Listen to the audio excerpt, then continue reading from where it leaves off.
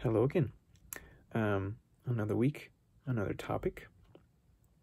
This week, when I was reading in the textbook, the first thing that really caught my eye was just a really small section called "Blaming the Victim," and it sounded really cop and like detective kind of thing. So I was interested, and I decided to look a little bit more into that. So to start off with, the news article I chose, it was titled "Imran Khan Criticized for Rape Victim Blaming." And the story is that there's a prime minister. This happened last year, actually. I didn't really hear about it, but I think it was a big deal for them. So he got up in a live television interview and he advised women to cover up to prevent temptation. I guess that country has one of the biggest problems with rape, and he basically said he put the blame on the women on how they were dressing. He said in any society where vulgarity is prevalent, there are consequences.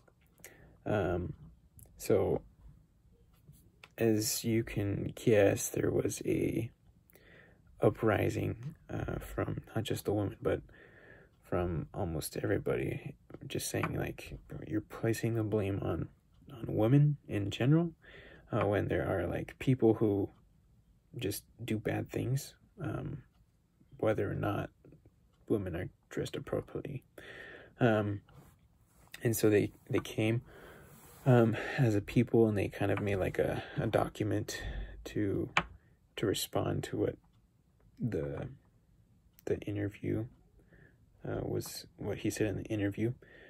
And basically they said that they demanded an apology, and they, in the document, they said that his words were factually incorrect, insensitive, and dangerous, and actively fostered and promoted rape culture. Such statements have the effect of further traumatizing and silencing survivors of sexual violence by placing the blame on them instead of on those who carry out the crime and the system that enables rapists. So the big idea from this news article was, this prime minister was kind of making a broad assumption, or just kind of like, oh, these are my thoughts. Like, if we want to do better as a culture, as a country, we can solve that basically if the women are doing their job by dressing appropriately. And of course, he has somewhat of a point. It's not going to solve everything, and I'm sure it would help, but making a public statement saying that the crime and the rape is due to the women not dressing appropriately is blaming, an example of blaming the victim, placing the blame on women in this case.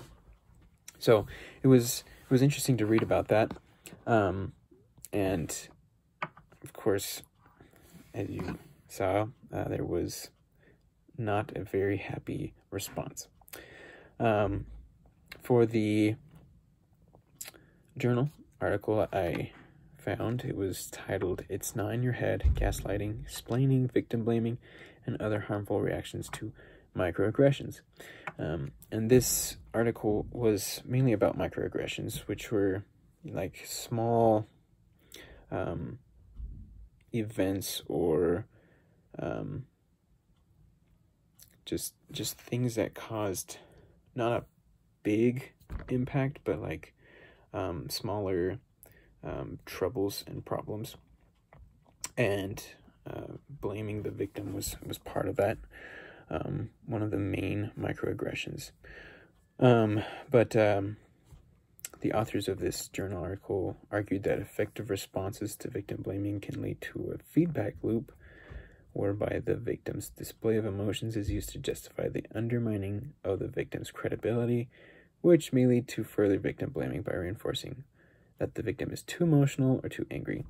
So they talked about how there's a big problem within blaming the victim, and how once it starts, basically, it just gets worse, and there's nothing really after it starts that it's very rare to get out of that situation. So once the blame is said, the way we look at people, the way we think of people is changed, and therefore whatever they say, we are going to use it against them in a way. So it's that loop that they're talking about, which is very bad. And they talked a lot about how those emotions, where the people that aren't guilty are pleading with these emotions, but the people who think they are guilty and blaming them are going to take it as like, why are you using emotions? And they're going to just make the situation worse.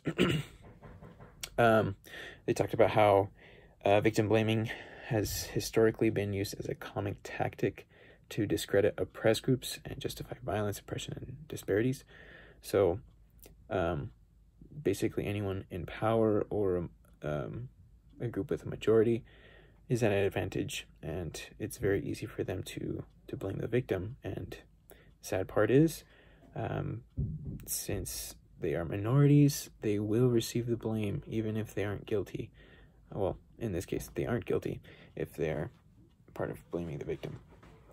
And it's a sad system that is used very commonly, which is bad.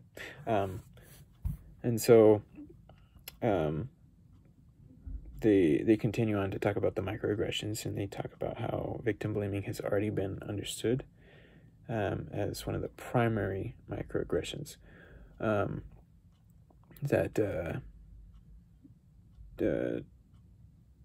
blame the people and cultures for their disparities. And the interesting part about this whole journal article, at the end, they said, we kind of wanted to write this article because two of the authors of the article were African American, and they were graduate students, and they recall incidents in which they were challenged or discredited after acknowledging racial microaggressions in classroom settings. So they themselves have been part of this blaming the victim, and it's amazing how easy it is for majority people or people in power to do this, and how much they get away with it. And it's just getting worse.